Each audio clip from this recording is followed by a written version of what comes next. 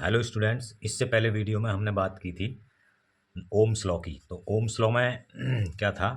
Ohm's law में एक नई टर्म निकल के आई थी, रेजिस्टेंस। तो रेजिस्टेंस क्या था?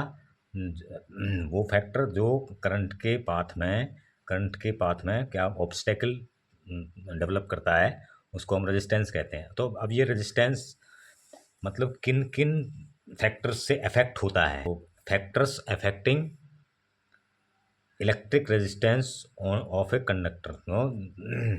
तो वे फैक्टर कौन कौन से हैं जो इलेक्ट्रिक रेजिस्टेंस को अफेक्ट करते हैं, ठीक है? तो इन्हें हम देखेंगे। तो देखिए, तो देख रजिस्टर तो देख चलिए शुरू करते हैं। तो अगर आप नए हैं तो आप वीडियो को चैनल को सब्सक्राइब कर लीजिए। बाकी आप ध्यान से देखिए, पूरा देखिए और कम 2 बार देखिए कम से कम, ठीक है? तो देखिए देखते हैं। तो the resistance of a conductor depends on the following factors.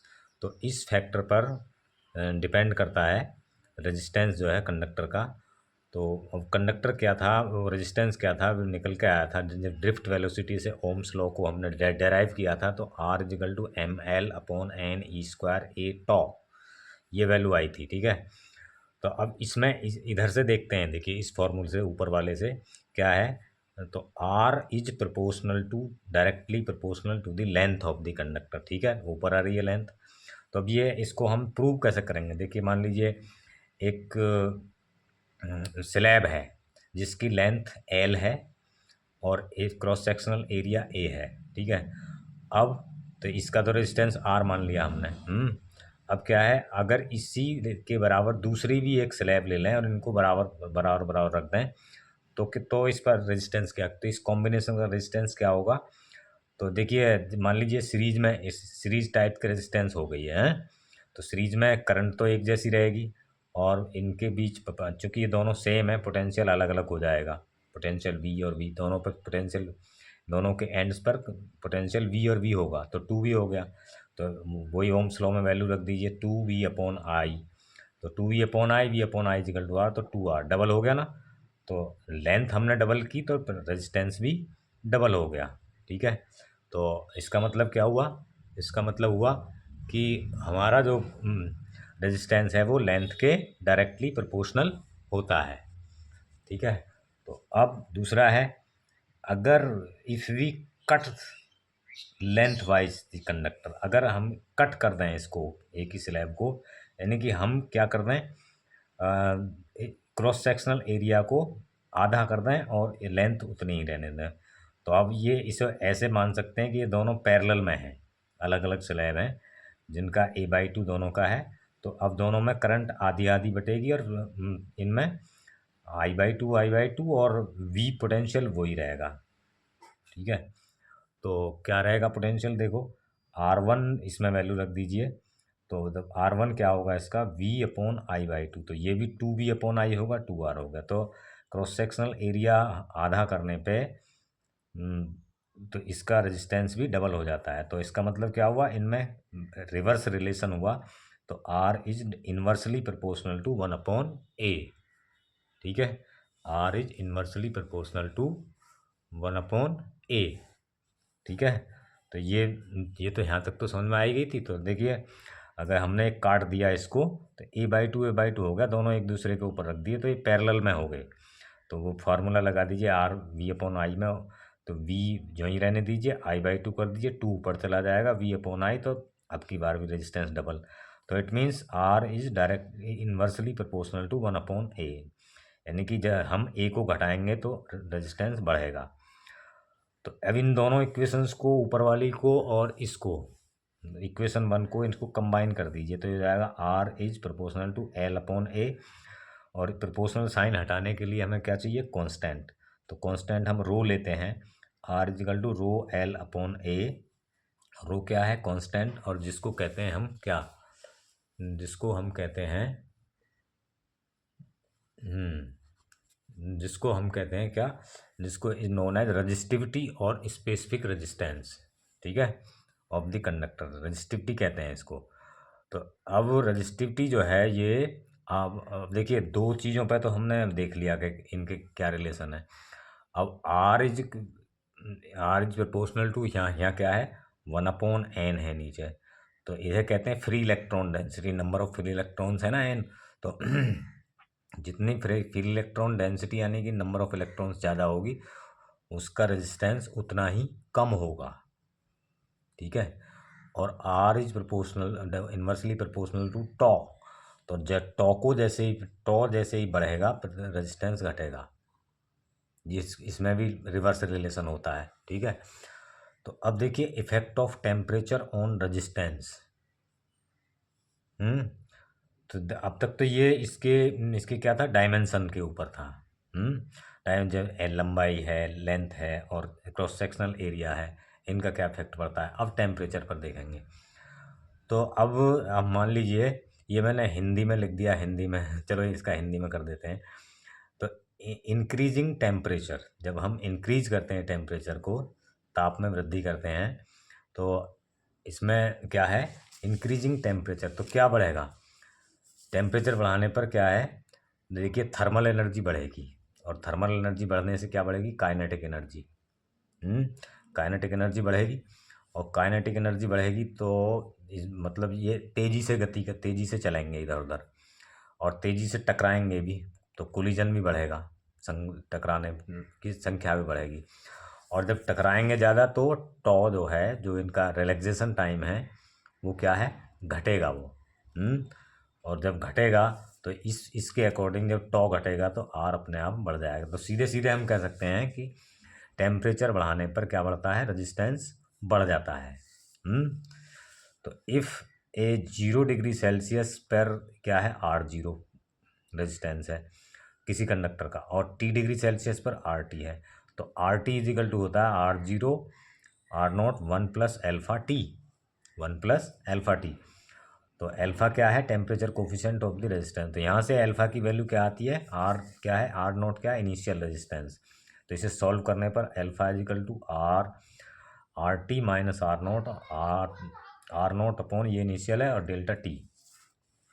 अगर हम R0 को भी 1 ओम कर दें और डेल्टा टी को भी 1 ओम कर दें, 1 सेल्सियस कर दें, तो अल्फ़ा इजिकल टू क्या हो जाएगा, ये हो जाएगा RT माइनस R0। यानी कि इनिशियल रेजिस्टेंस क्या हो, 1 ओम, और टेम्परेचर डिफरेंस भी क्या हो, 1 डिग्री सेल्सियस। तो अल्फ़ा क्या है, टेम्परेचर कोफिशिएंट क्या है, रेजिस्टेंस में क्या है, जो उसमें change in resistance equal to change in resistance है। तो अल्फ़ा इजिकल टू इसका यूनिट है पर डिग्री सेल्सियस इनवर्स। तो टेम्परेचर क्या है, देखिए यहाँ से टेम्परेचर की कोफिशिएंट की जो वो निकलती है, तो ये आपका आ गया।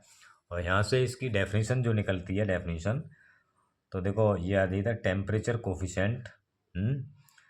तो this is the ratio of change in resistance. तो ये रेजिस्टेंस का चेंज है, change to the resistant at 0 degree Celsius.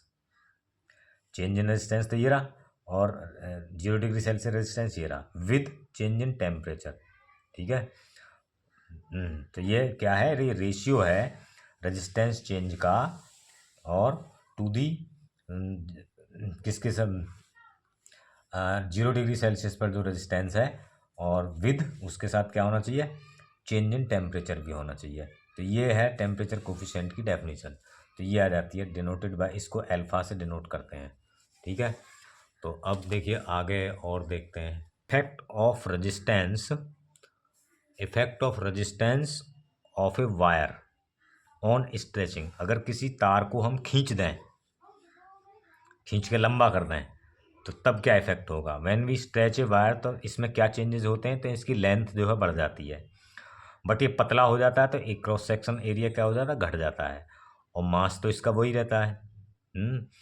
और अगर इसकी डेंसिटी डी है, तो डेंसिटी क्या हो, तो वॉल्यूम क्या होगा, इसका वॉल्यूम भी सेम ही रहेगा। तो वॉल्यूम क्या होगा, एम मास अपॉन डेंसिटी। ये फॉर्मूला आप जानते होंगे। तो देखो इस तरह से है, ये वॉल्यूम V1 है, L1 और A1, ये इसके इनिशियल हैं बिफोर स्ट्रेचिंग। तो V1 इजिकल टू क्या हो गया, A1 upon L1, cylindrical wire का, सिलेंड्रिकल है तो इस सिलेंडर का वॉल्यूम होता है area of cross section into A1 L1। अब इसको लेंथ इसको कर दी जाती है हमने डबल। डबल कर दी जाती है तो ये क्या होगा, ये होगा V2 इज इक्वल टू, ये देखिए A2 ये हो गया, V2 इसका वॉल्यूम V2 हो गया, L ये हो गई। तो अब जितनी L A घटा है इतनी L बढ़ गई, तो V2 तो इतना, बट V1 इज ये A2 L2 हो गया, तो V1 is equal to V2 हो गया। तो अब ये A1 L1 is equal to A2 L2, ठीक है। अब इसमें अब देखिए रजिस्टिविटी का फॉर्मूला क्या है, तो रजिस्टिविटी क्या है, देखो इसकी रो L1 अपॉन A1 इस कंडीशन में थी, और यहाँ है R2 रो L2 अपॉन A2। तो रजिस्टिविटी तो रो ही है, रेजिस्टेंस पर क्या इफेक्ट पड़ेगा, तो इसमें इस पर डिवाइड कर दीजिए, तो रजिस्टिविटी तो वही रहेगी ना, तो ये हो जाएगा आपका देखिए, तो रजिस्टिविटी आपकी रहेगी वही, तो आर इसको इससे डिवाइड कर दीजिए, तो R2 रो L2 अपॉन A2, R1 रो L1 अपॉन A1, तो इससे ये कट गया, तो ऊपर बचेगा L2 अपॉन L1, और A1 ऊपर हो जाएगा, A2 नीचे हो जाएगा। तो अब A1 upon R2 upon R1 is equal to L2 upon L1 A1 upon A2। तो यहाँ से A1 अपॉन A2 की वैल्यू निकाल सकते हैं, चाहे कुछ भी निकाल सकते हैं यहाँ से। तो इसको तो देखिए टू केस यहाँ बनते हैं, यहाँ क्या, तो यहाँ टू केस बनते हैं कैसे, दो, when wire is stretched up to n times, समझे, मतलब वायर यहाँ तो हमने केवल दुगना किया था, अगर वायर को n टाइम्स, तिगुना चौगुना पाँच गुना कैसे कर देते हैं, तो इसकी लंबाई को तिगनी चौगनी पाँच गुनी या n टाइम्स बढ़ा देते हैं, तो यानी कि L2 इज इक्वल टू क्या हो जाता है, NL1 है। तो इसमें वैल्यू रख दीजिए इसकी, क्या, L2 is equal to NL1, तो देखिए यहाँ रख दीजिए NL1, तो ये हो जाएगा ये A1 upon A2 is equal to L2 upon L1 की जगह पे यहाँ से इसकी वैल्यू आ जाएगी, यहाँ से, तो यहाँ से आ जाएगी इसकी वैल्यू, तो L2 में NL1 रख दीजिए, तो A1 upon A2 L2 upon L1 is equal to क्या हो गया, ये, समझे, तो ये हो गया तुम्हारा, हैं। तो अब यहाँ क्या होता है, यहाँ होता है तुम्हारा ये n स्क्वायर, अगर हम दो के इसको खींच देते हैं, इसको खींच देते हैं तो क्या हो जाता है, खींचने पे, तो ये हो जाता है आपका R2 upon R1 equal to L2 upon L1 और A1 अपॉन A2, तो ये हो जाता है n इंटू n, और देखिए यहाँ पे वैल्यू, इसकी वैल्यू भी n आई L2 अपॉन L1 की भी, और A1 अपॉन A2 की, दोनों की वैल्यू n है, तो n इंटू एन रख दीजिए, n स्क्वायर होगा, तो R2 इजिकल टू क्या आ गया यहाँ से, n स्क्वायर n1। अगर हम इसको खींच देते हैं n टाइम्स, खींच के इसकी लंबाई बढ़ा देते हैं, तो रेजिस्टेंस इसका n स्क्वायर टाइम्स बढ़ जाता है। अब व्हेन इट्स रेडियस और डायमीटर बिकम्स 1 अपॉन n, अगर हम इसको खींचकर इसकी जो क्रॉस सेक्शन मतलब रेडियस है, जो क्रॉस सेक्शनल रेडियस, तो उसको हम 1/1/n कर देते हैं, जैसे आधा कर दें या 1/3 कर दें, 1/3 या 1/2 या 1/5 या 1/n कर दें n टाइम्स, तो इसे हम स्ट्रेचिंग, तो R2 क्या होगी फिर, R1 अपॉन n, 1/n की मल्टीप्लाई कर देंगे, तो यहाँ पे L2 अपॉन L1 की वैल्यू कितनी आएगी, यहाँ से A1 अपॉन A2, तो R2 upon R1 L2 upon L1 A1 upon A2, तो यहाँ पे आ जाएगी तुम्हारी, अब L2 अपॉन L1 की जगह पे भी हम यहाँ कर दें, A1 अपॉन A2 रख जाएगा, और A1 अपॉन A2 ये रहा, तो A1 square upon A2 square, तो इसमें A1 क्या है, A क्या है, पाई आर स्क्वायर होता है, पाई R1 square upon pi R2 square, और इसका भी स्क्वायर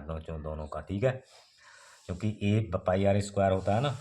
तो अब देखिए यहाँ पे क्या है, पाई से पाई कट गया, तो R1 स्क्वायर अपॉन R2 की जगह R1 अपॉन n स्क्वायर, तो यहाँ पे बचेगा n स्क्वायर, ठीक है, n स्क्वायर का भी होल स्क्वायर, तो कितने होगी, n की पावर 4, तो R2 upon R1 equal to n की पावर 4, और इससे ये फार्मूला निकलता है R2 इजिकल टू n की पावर 4 R1। तो इसका मतलब क्या है, अगर हम उसकी रेडियस को n टाइम्स घटा दें, 1/n टाइम्स घटा दें, तो उसका जो रेजिस्टेंस आएगा वो बढ़ जाएगा। जो रेजिस्टेंस कितना बढ़ेगा, n की पावर 4 टाइम्स। अगर आधी कर देंगे तो 2 की पावर 4, तिहाई कर देंगे तो 3 की पावर 4, और 1/4 कर देंगे तो 4 की पावर 4। तो इतने टाइम्स बहुत फ़र्क पड़ेगा इस पर। अब इसमें परसेंटेज चेंज क्या होगा, परसेंटेज चेंज जो है मतलब पहले जो R2 है वो निकाल लीजिए, फिर R1 और उसमें R1 का डिवाइड करिए और इनटू 100। तो कितने परसेंट चेंज हुआ इस फॉर्मूले से निकाल सकते हैं, इस वाले फॉर्मूले से। अब जैसे मान लीजिए किसी के 1% की 1% जो है क्या कर दिया, 1% का मतलब होता है 0.1%। तो इसे हम अगर निकालें तो ये हो जाए 0.001%। तो 100 से डिवाइड करेंगे ना इसे, तो इतने एल हो गया ये। तो अब देखिए इतना रेजिस्टेंस बढ़ जाता है, तो आर डैश कितना हो गया, आर डैश तो वो हो गया 1 प्लस ये प्लस 1, तो 1.001। तो आर डैश स्क्वायर, तो ये हो जाएगा, इसे खींचने पर ये वाला फार्मूला लगेगा, ये वाला। तो ये वाला लगेगा, तो इसमें अब इसका स्क्वायर करके तो आर की मल्टीप्लाई और कर देंगे इस वाले फार्मूले से, ठीक है। तो अब देखिए एक नई टर्म है यहाँ, क्या, कंडक्टिविटी। क्या है कंडक्टिविटी, क्या होती है, तो रेसिप्रोकल ऑफ इलेक्ट्रिक रेजिस्टेंस, यानी कि इलेक्ट्रिक रेजिस्टेंस का उल्टा इज कॉल्ड कंडक्टिविटी कहते हैं, यानी कि 1/r, और इसको डिनोट करते हैं जी से। तो इस अब जी आर का, जब आर का ओम भी नीचे आएगा तो ओम इनवर्स हो गया, मो हो गया। तो डायमेंशन क्या हो गई इसकी, रेजिस्टेंस की उल्टी। रेजिस्टेंस की डायमेंशन हमने पहले निकाली थी, तो m-1 l-2 T3 और E2। उसमें क्या क्या आया था, m+1 आया था, m यहाँ प्लस की आई थी रेजिस्टेंस की, और ये आई थी l+2 की आई थी, T-3 आई थी, a-2 आई थी। तो ये उल्टी है उसकी रेजिस्टेंस की, ठीक है। तो देखिए ये कॉन्सेप्ट आपको पूरी तरह से समझ में आ गया होगा, पूरी तरह से नहीं, या दोबारा देख लीजिए। तो देखो थोड़ा सा मतलब मेहनत तो करनी पड़ेगी, तो दोबारा देख लीजिए इसको, इस कॉन्सेप्ट को, ठीक है। तो अब देखिए इस पर कुछ न्यूमेरिकल्स वगैरह देखते हैं हम। At room temperature 27 degree Celsius पर the resistance of a heating element is found 100 ohm. 27 degree centigrade पर एक हीटिंग एलिमेंट का जो रेजिस्टेंस है वो 100 ओम है। तो what is the temperature of the element, temperature क्या होगा एलिमेंट का अगर रेजिस्टेंस पाया जाता है कितना, 117 ओम, रेजिस्टेंस बढ़ जाता है। तो given that the temperature coefficient of the material is कितना है, 1.70 10⁻⁻4 डिग्री सेल्सियस। तो देखिए क्या क्या दे रखा है इसमें, सॉल्यूशन करेंगे इसका। तो रेजिस्टेंस तो दे रखा है 27 पर, R27 100, और टी पर मान लीजिए RT। तो ये फाइनल है, ये इनिशियल है 117। Temperature coefficient alpha is equal to क्या है, 1.7 × 10⁻⁻4 पर डिग्री सेल्सियस। अब लगा दीजिए इसमें फॉर्मूला, तो alpha is equal to RT - R, ये इनिशियल है, R0 की जगह लेंगे इसे, और R27, और टेम्परेचर में क्या है T माइनस, टेम्परेचर डिफरेंस है, बढ़ जाता है टेम्परेचर, 27 हो गया ये, T-27। हाँ 27 पे चूँकि इनिशियल था, टी तो ज़्यादा आएगा। तो एल्फ़ा की वैल्यू यहाँ रखिए 117 117 - 100 और 100 इंटू टी माइनस ये। अब हमें टी की वैल्यू निकालनी है, तो इसको इधर ले जाइए, T-27 को, पूरे ब्रैकेट को, इसको यहाँ ले आइए, तो ऊपर बचेगा 17, यहाँ है ये, और यहाँ हो जाएगा 1.7 × 10⁻⁻4। इस 100 की इसका पॉइंट हटाने के लिए एक जीरो तो यहाँ ख़त्म हो गए, एक से इसकी ये पावर ख़त्म, एक पावर ख़त्म। तो T-27 17/17 10⁻³ बची, और ये ऊपर जाके कितनी हो जाएगी, 10⁻3 हैं। और ये T-27 10⁻3 को हम लिखेंगे 1000। तो अब T इजिकल टू ये प्लस आ जाएगा, तो T इजिकल टू क्या होगा, T इजिकल टू होगा आपका 100 प्लस 27। मैं इसे सॉल्व पहले करके रखता हूँ, इसलिए आप सोचते होंगे कि पहले कहीं से सॉल्व कर लेते हैं, क्योंकि अगर मैं लगातार आपके इसी में सॉल्व करूँगा तो वीडियो का जो टाइम है वो बहुत ज़्यादा बढ़ जाएगा लिखने में, इसलिए मैं इसे अब समझा रहा हूँ, ठीक है। पहले लिख लेता हूँ इसे। तो अब देखिए ये आ गया, टेम्परेचर आ गया इसका 127। एक वन मतलब इतना टेम्परेचर जो है बढ़ जाएगा, 1000 टेम्परेचर बढ़ जाएगा। ठीक है, तो ये इसका आंसर है 1027। ठीक है। अब एक दूसरा क्वेश्चन है, क्या है दूसरा क्वेश्चन है आपका, ये देखो, ये वाला देखो, a negligibly small current is passed through a wire of length L. एक 15 मीटर लंबे तार में एक बहुत ही नेग्लिजिबल करंट पास की जाती है। एंड यूनिफॉर्म क्रॉस सेक्शन, जिसका यूनिफॉर्म क्रॉस सेक्शनल एरिया क्या है, 6 × 10⁻⁷ metre square. And its resistance is measured, और इसका रेजिस्टेंस जो मापा जाता है वो क्या है, 5 ohm. What is the resistivity of the material, resistivity निकालनी है। तो सिंपल है, इसमें दिया है देखो, क्रॉस सेक्शनल एरिया ए दिया है 6 × 10⁻⁷ मीटर स्क्वायर, और लेंथ है इसकी एल 15 मीटर, तो एसआई यूनिट में है सब, और रेजिस्टेंस है इसका ओम, ओम में 5 ओम।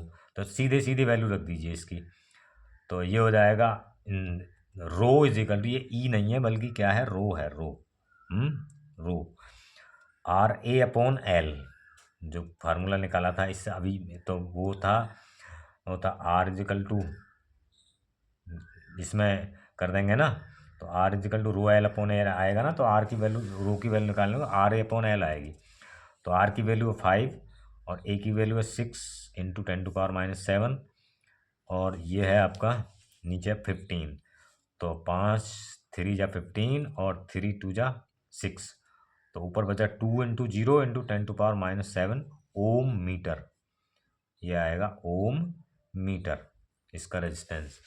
ये भी देखिए सिंपल है इस तरह के।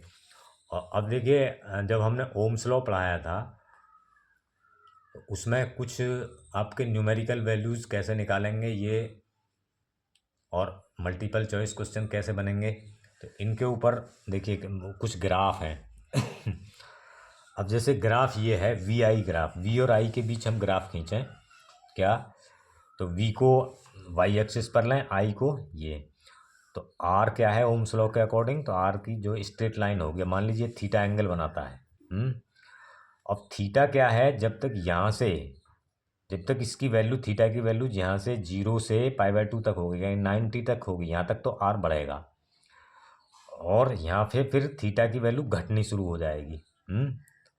ठीक है, तो इसीलिए हमने देखा है, तो देखिए क्या है, क्योंकि V/I होता है ना, और V बढ़ेगा तो R भी बढ़ेगा, तो ये हो जाएगा आपको, देखिए अगर थीटा छोटा है π/2 से, अगर यहाँ से यहाँ तक ये तो अगर इसका स्लोप जो माना जाएगा वो पॉजिटिव माना जाएगा, और रेजिस्टेंस जो है वो बढ़ेगा यहाँ से लेके इधर को।